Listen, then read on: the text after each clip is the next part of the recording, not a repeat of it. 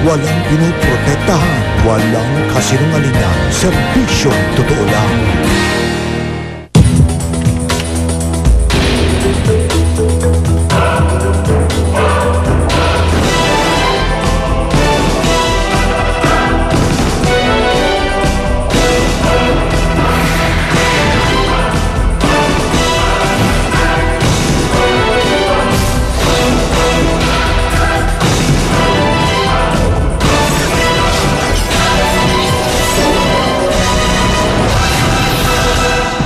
Bandang alas 12:45. Ang eksenang ito ay naganap sa isang paaralan sa Tondo, Maynila, kung saan hinostage ng isang 30 anyos na lalaki ang isang first-year high school student. Isang pulis Maynila, si SPO4 Jimmy Santiago, ang rumisponde sa hostage bilang head ng SWAT team.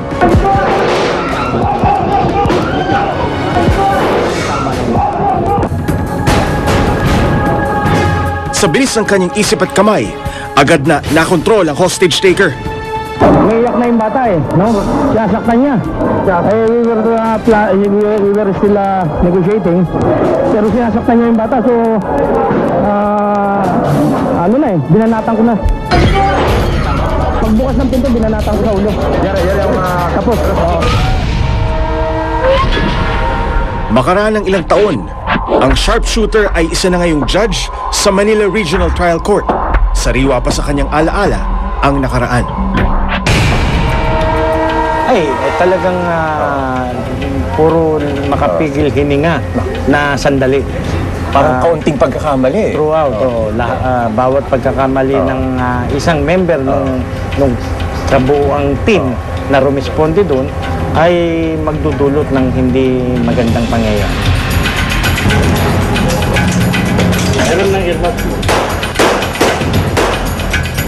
Si Santiago ay miyembro ng pinagpipitagang Manila's Finest at ang mga pinakamatitinik daw ng grupong ito tinatawag na Antigo.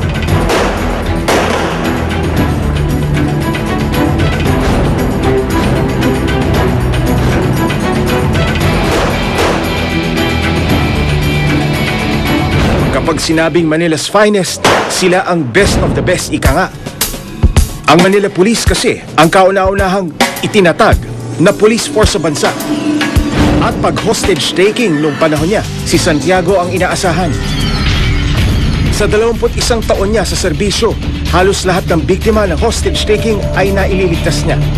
Ngunit aminado siyang ang tagumpay ay nakasalalay hindi lamang sa isang tao. Napakahirap ng isang hostage situation. Laging iniisip ng mga responding police, from the negotiator, the crowd control, the ground commander, the SWAT, no? Laging iniisip ang safety ng victim. Tulad ni Santiago, si Colonel Lazaro ay isa rin sa mga Antigo. Colonel. Ayon kay Colonel Lazaro, kaya nilang panindigan ang salitang finest. Ang intindi ko kung tinawag kayong Manila's Finest, you're the best of the crop. You're the best not only in the Philippines but the whole world in matter of police functions and prevention. Minsan nang nasubok ang kakayahan ni Lazaro bilang pulis nung magkaroon ng holdapan sa eskolta noong 1975. Naisama pa daw sa isang libro ang litratong ito. I was one of those who responded and I was walking along escolta when these people began calling me. Sir, ayan, sir, ang mga holdapan. They're walking at the middle of the street. So, ang ginawa ko, kung nakikita ko yung tatlo, sabi ko doon sa mga shine boy, halika, no, yung nauna, tututukan ko. Yung dalawa nga ako, pagpapaluin na ninyo. Opo, regalo. Kaya yung nauna, nakasabay na kami ng bunot. Ako, pulis, bunot siya, bunot ako. Naipit ang kanyang barel. Naipit sa kamiseta. Hindi nakalabas. Binaril mo ba yan? Hindi, sumigaw na siya. Hindi siya lalaban eh. Pero kung hindi siya sumagay, is dead. Okay. Ang sospek na ito, hindi na nakaporma pa at sumuko na lamang kay Colonel Lazaro. Ang resulta, agad na napigilan ng krimen dahil sa mabilis na pag-iisip at stratehiya. We are disciplined people. We follow the order. Hindi kami yung kamukha ng tatamad-tamad. If you are a member of the police department, really you are working as a policeman, not as a bystander. Tsaka if you are given a case to handle, see to it that you solve your case.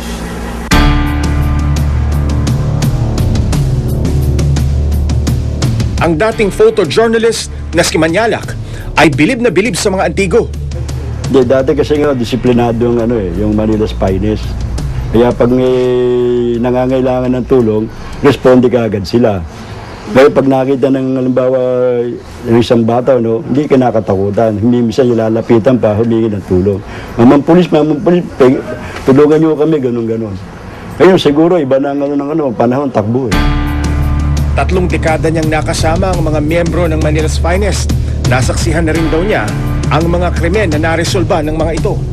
At hindi lang daw sa trabaho, makikisig ang mga ito. Dati ang pulis hindi bumababa sa 5'6 yata o 5'5 ang height. Di ba? Tama. Kasi mga kaibigan kong hagad noon, pag tumayo sa motor, titingala kayong gano'n. Ngunit sa pananaw ng karamihan, panis na daw ang Manila's Finest dahil na rin sa kabi-kabilang kasong kinasangkutan ng mga miyembro nito. At ang masakla pa, antigo rin mismo ang sangkot sa hostage-taking na si Mendoza.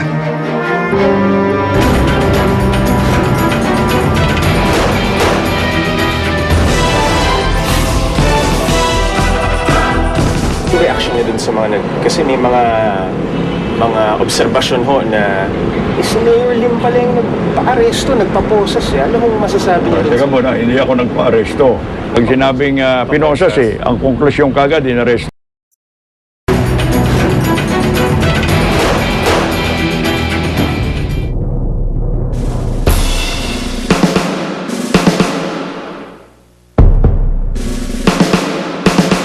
Si Rolando Mendoza ay naging miyembro ng Manila's Finest mahigit 20 taon na ang nakalilipas.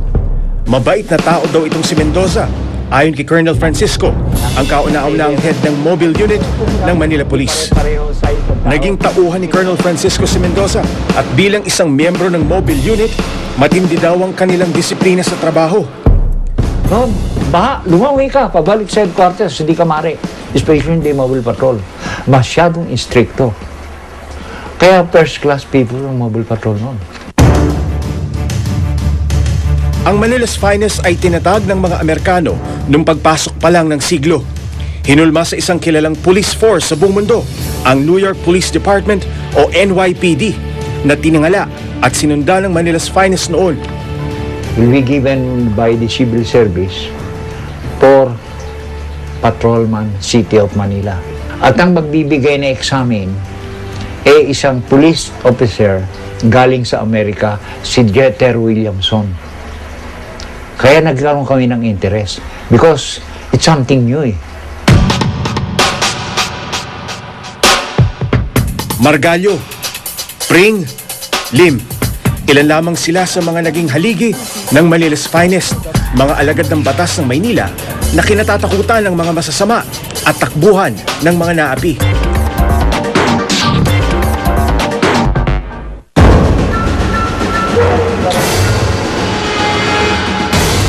Naisa pelikula na rin ang buhay ni Tata Pedro Buluran, ang tinigureang headhunter ng Maynila.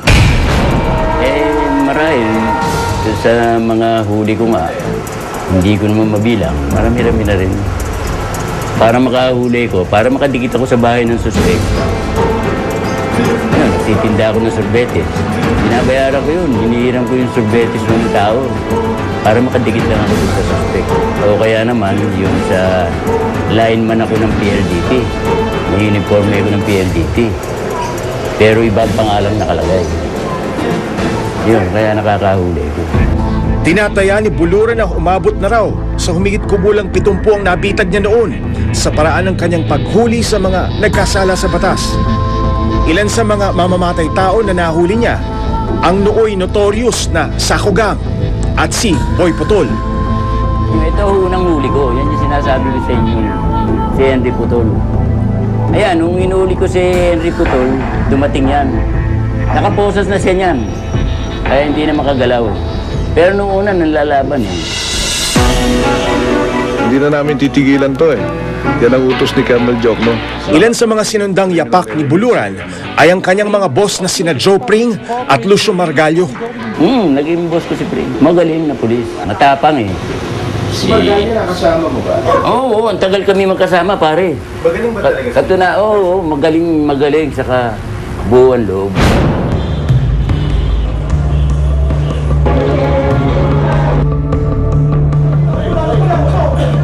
Pero isa sa mga itinuturing na pinakakilalang antigo ng Manila's finest, si Mayor Alfredo Lim, binansagang Dirty Harry. Kasi nga, hindi ba may pelikula si Clint? A story about a detective inspector Callahan sa San Francisco. Pag may lumabag sa batas, arestuhin ko. O kaya ang tawag sa kanya, Dirty Harry. O ako, I don't compromise with anything. O basta ikaw, gumawang kalokohan. O hihiritin kita. Noon, lahat ng miyembro ng Manila's finest ay laking Maynila. Malaking bagay daw kasi ito bilang pulis dahil kilala mo ang mga tao at kabisado ang lugar. Kilala kayo ng komunidad? Oo, nagiging kaibigan mo. At yung mga taong yan na magbibigay sa iyo ng impormasyon, magbibigay ng tip kung merong malaking krimen na nagawa at alam nila. Malaking bagay ho ba? Malaki. Ba't ako, dami ko nasosolve na kaso nung araw. Dahil sa mga tip ng mga tao na nakilala ko, naging kaibigan ko nung araw. Ibang klase rin daw ang pinagdaan ng training ng mga antigo. Ibang orientation, ibang mentality. Sana magbalik yung civilian training.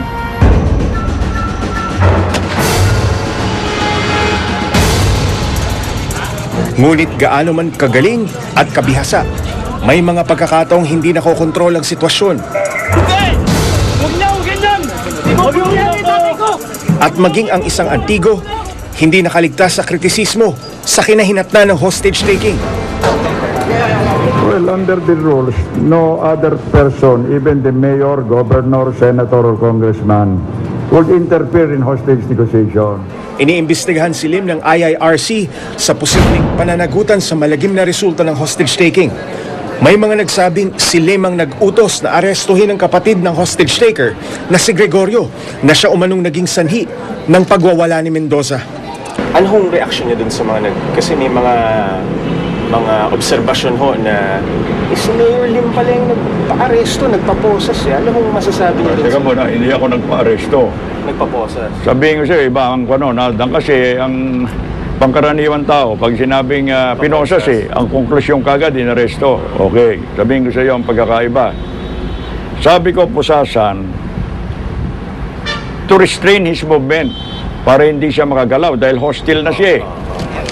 Kung mang-agaw ng baril yun. Aba, ang laking problema nun. Ba't hindi ang sinabi ko arestuhin? Dahil hindi naman ako kaharap nung sa bus eh. Para sabihin kong arestuhin na isang tao, kung kaharap ako, the crime is committed in my presence, I will now order the arrest. Ang insidente ng hostage-taking ang kumukwestiyon kung maari pa rin bang ikabit ang salitang finest sa Manila Police.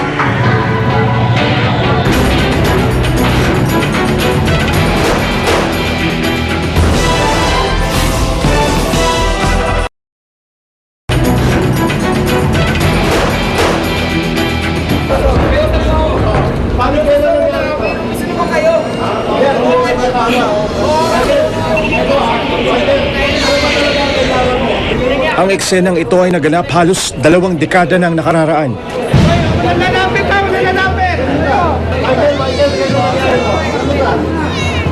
Michael, kailan nangyari to?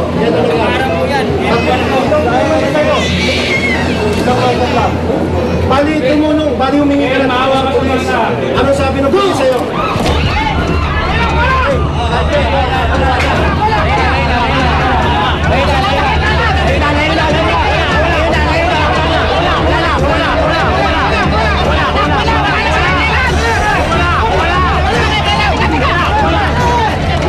Ngunit naagapan ang sitwasyon dahil sa mabilis na pagresponde ng SWAT team na pinangungunahan noon ni Santiago.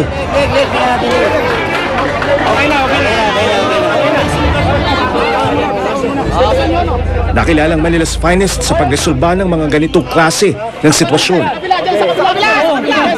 Ngunit tila sa ganitong paraan din sila sinubukan ng kapalaran.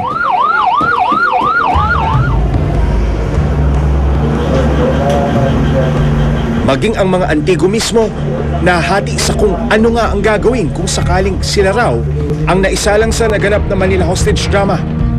I talked with one of the negotiator. Inimbitahan ko rito, Mr. Salvador. Sabi ko, isa ka ako sa nag-negotiate kay. Opo, nakaupo siya riyan. While you were negotiating, how far were you with the hostage taker? Ayan po lang. Eh yung kasama mong negotiator, katabi ko po. Hindi mo ba maaaring nasunggaban? At tutulungan naman kayo ng tiyak ng mga hostage victim eh. Magkakagulo na kayo doon eh. Therefore, you could have avoided it. Hindi mo ba kaya masunggaban? Kaya ko pong masunggaban. Pero itinanong ko muna po eh, wag daw eh. Ngayon, they're following orders, wag daw. Pero kung ako yun, tapos na yun. I will not wait for order. Because to me, hostage taking that way, you do not wait for order. The chance presented itself, grab it. Kamukha nung buksan yung pintuan, pinalabas yung isang i-check na matanda. Bukas na bukas, open. Kung may sniper, tapos na yun. Kumakaway pa nga. Oo nga eh. Hindi siya makakaway. Oh, yun lang pagkakabigay ng pizza-pie. Kung may 45 ang ilalim nun, yung abot, boom, tapos na. Ando sa team. No, saan nandun ngayon ang error? Sasabihin natin, kung merong commander doon, siya ang may command responsibility. Meron din doong chairman of the crisis committee na andun lahat eh. Pero I do not know what happened. Ba't nagkaganon-ganon? Bakit hindi nagkaroon ng isang magandang sistema? Hindi, dapat magkaganon eh.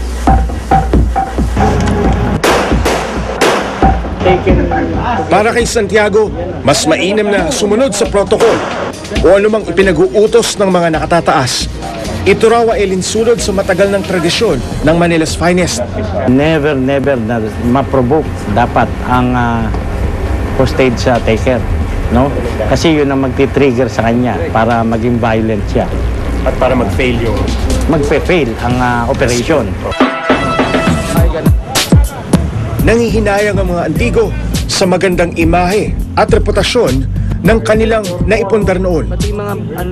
Masakit to eh, sapagkat ang gusto sana namin, yung lagi na lamang na ipagmamalaki na kami talagang Manila's finest. Pero ito eh, we are no longer the Manila's finest with that kind of presentation that has been shown in the TV. So parang nabawasan na naman. Oo, parang masakit to eh. Ako katotohanan, nahihiya ako kung may isang pumasok eh. Nasasaktan ako sa mga kritisismo, no? Okay, so talagang kita na natin na nagkaroon ng lapses, ano? But then, siguro wag natin husgahan sa ganyang aspeto. Maraming mga pangyayari na naganap during the hostage situation. Retirado na ang mga Antigo. Maaring hindi na sila direktang tinatamaan ng batong ipinupukol ngayon sa buong kapulisan ng Maynila. Ngunit paano na lamang ang mga nasa serbisyo pa?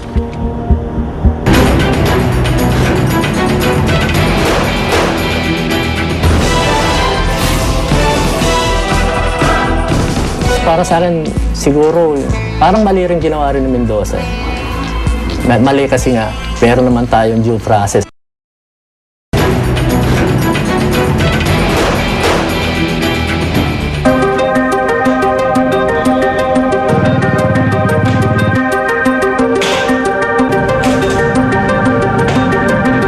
Ganitong sitwasyon sa ilang bahagi ng Maynila.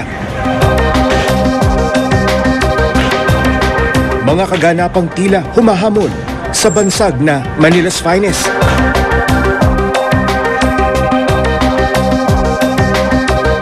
At sa gitna ng unos, pinapatupad pa rin ng kapulisan ang kanilang tungkulin na linisin ang lungsod.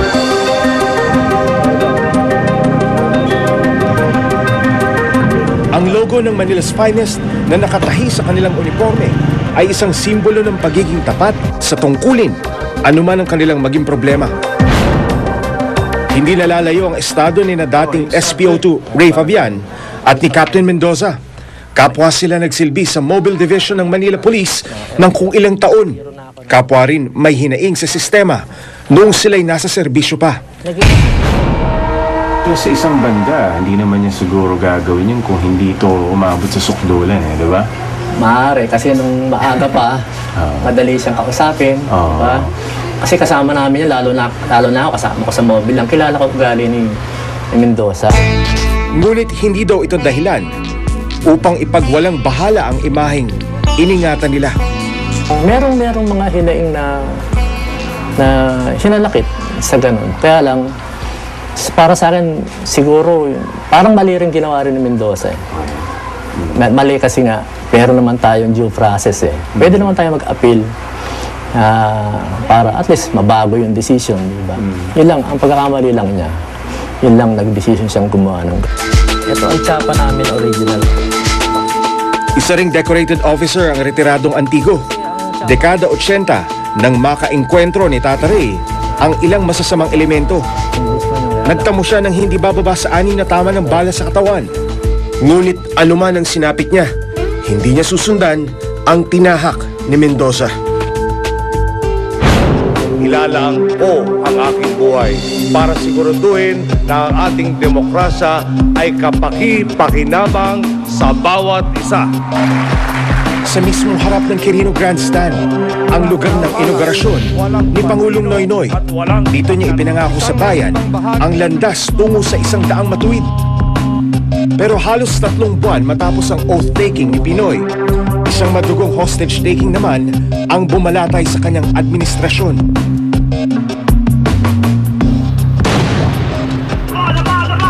Naging tampulan ng biruan ika nga, hindi lang ang Manila Police, kundi ang buong PNP. At ang ating kakayahang magtanggol ng mga inosenteng sibilyan. Hinahanap pa rin ng mga mamamayan ngayon, katulad ng isang mamahaling Antigo, ang puwersang inasahan at hinangaan noon.